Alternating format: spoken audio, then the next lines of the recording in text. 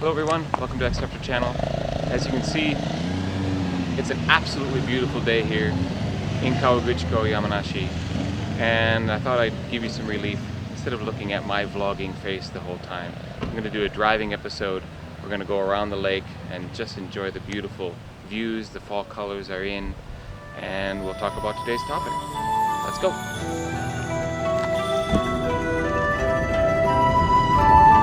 Alright, welcome to Lake Kawaguchi, and today's topic is gift giving in Japan and the minefield and difficulty that it creates, the headaches. It's a personal pet peeve of mine, and I will start off with a story to try to illustrate this.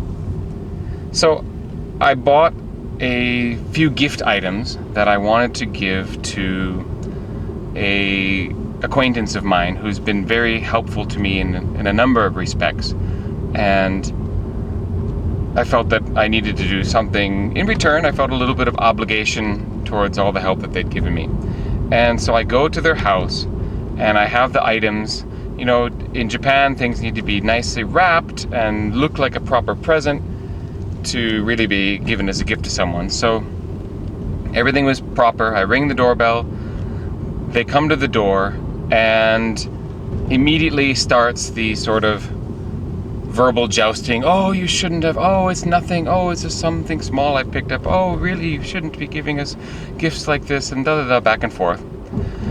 And it's what happens next that is what bothers me. One of the family retreats into the house and comes back and literally just starts throwing gifts back at me. I walked out of that house with a bunch of grapes, 3 apples in a small box, and some other small random treats, basically, all food. And I came away thinking, did I give them a gift or did they give me a gift? Because it almost felt like I came out with more than I went in with. And that's the dance that happens so often here. It feels like it's impossible to give a gift because with a gift, at least in the sense that I feel I'm giving a gift, which is I give it to you, and if you give me something back in the future, that's okay. Like a birthday gift, okay, I give you a birthday gift, you give me one on my birthday, that's natural. But if I want to give a thank you gift, thanks for all your help, thanks for all your consideration, I don't expect to put any obligation onto you, but in Japan, that's exactly what it is. That sort of gift giving creates obligation, or giri in Japanese. And as a coworker of mine once coined a term to describe it, he said it's giri hot potato, or obligation hot potato. So as soon as I gave a gift to this family, they immediately have this obligation, this hot obligation thrown into their lap. And so they need to immediately discharge that obligation by turning around and giving me something right away. And I have to admit, I find that upsetting. It's something I do have a problem with in Japanese culture because I want a gift to be appreciated. Whereas in this instance, it feels like it isn't appreciated. It's like, oh no, we've been given something. We need to take care of this obligation we've now accrued. Yeah, it gets on my nerves, as you can probably tell from my voice. There are some great aspects about gift giving in Japan. For example, I really like the omiyage culture, which is, omiyage roughly translates to souvenir. That's a bit of a misnomer though, because in America, souvenir tends to mean trinkets or t-shirts that you pick up as a memento of your time wherever you went. Whereas in Japan, they tend to be food. And it's food that you share. The people you give omiyage to, it's not like the US where you might bring something for a partner or children or your parents or something, siblings. In Japan, you bring omiyage to coworkers. And also you bring it to friends and schoolmates and classmates. And it's kind of nice because when you've given something to people, when you've gone on a journey, and then when they go somewhere and they bring something back. It's nice. You get to try little treats from various areas around Japan, or abroad for that matter. The one downside of that is because it's generally an expectation, there has grown to be a quite large industry in Japan of mediocre cookies and mediocre sweets that are easy to purchase at the train station or at souvenir shops, and honestly they're not that great. I've coined the term gomiyage for them. So omiyage, souvenir, and gomi, trash. Put them together and you get gomiyage, and that is, well, basically souvenirs that you don't really want to get. But aside from that, I think omiyage culture is quite nice. It's just this culture of obligation when it comes to gifts that honestly can get a little trying. There are other examples where there is obligation gift giving that happens, but it's more codified and it's easy to follow, and it's usually in relation to special events, so it's not that difficult to figure out. Now, those types of events are things like weddings. Typically you give a monetary gift to the bride and groom when you attend a wedding, and the expectation is you're going to get a small gift in return that's roughly half the amount of money that you gave.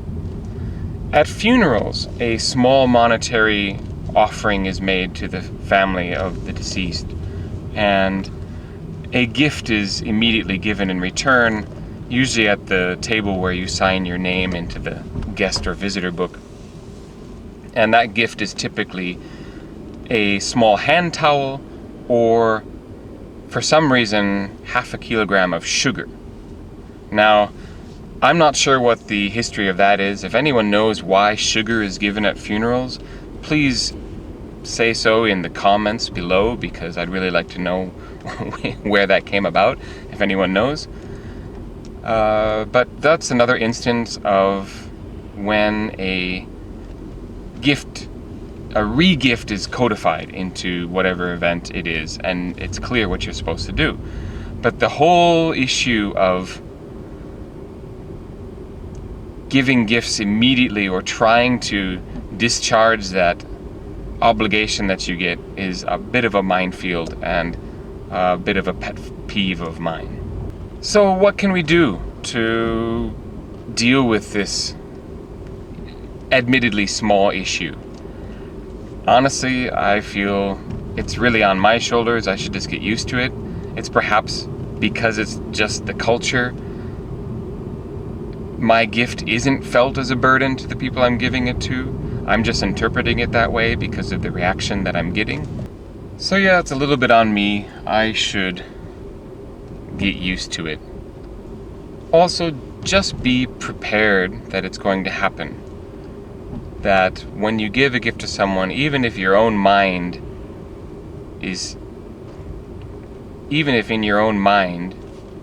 you're thinking, I just want to give this gift and I hope it's enjoyed and I'm not expecting anything in return, well, you really have to expect something in return, because you're probably going to get something in return. Honestly, I have considered at times just doing what's called a ping-pong dash, which is, ping-pong is ring the doorbell, that ping-pong is the sound the doorbell makes, and dash is just the English word dash, as in run away.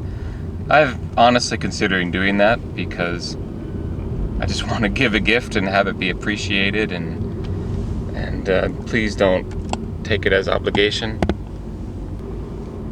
So, as sort of a last word, if you are going to come and live in Japan, just be ready that when you give gifts, you're probably going to end up with things being thrown back at you, if not immediately, then very soon, because the obligation is very real. It's definitely felt by the people you've given the gift to, and they're going to want to give back something in return as quickly as possible. Now, I should say that you should be prepared to do the same as well, right? If someone gives you a gift, you should be calculating kind of in your head, what could I give back that's roughly half the value to show your appreciation and that you understand that obligation culture yourself. So definitely, it's something that you should consider doing as well. Autumn leaf watching can be big business. There's a lot of people here, and I've just inadvertently driven into a traffic jam. Good work. Now, some people have asked, well, does it just cascade out of control? You have to keep giving 50%, smaller and smaller gifts until you're giving each other pennies. No. I mean, one gift that hasn't been reciprocated is when you give the 50% back gift. And then it's done. You've fulfilled your obligation. So someone gives you a gift, you give a gift back at roughly 50% the value, and that's it. The process is done. Until one of you gives the other a fresh gift at some point in the future. So that's how you fulfill your obligation. It doesn't spiral out of control.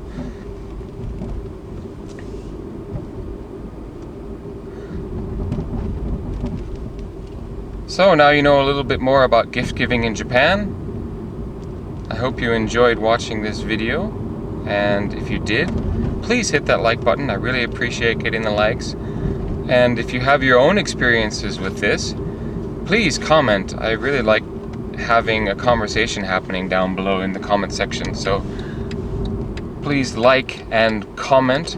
And then finally, if you want to get more content like this, my walking and talking videos, my driving and talking videos, please subscribe, hit the bell so that you get notifications, and I'm happy to share more of my Japan experience and ideas about living in Japan with you. And I look forward to seeing you in the future videos. Thanks for watching.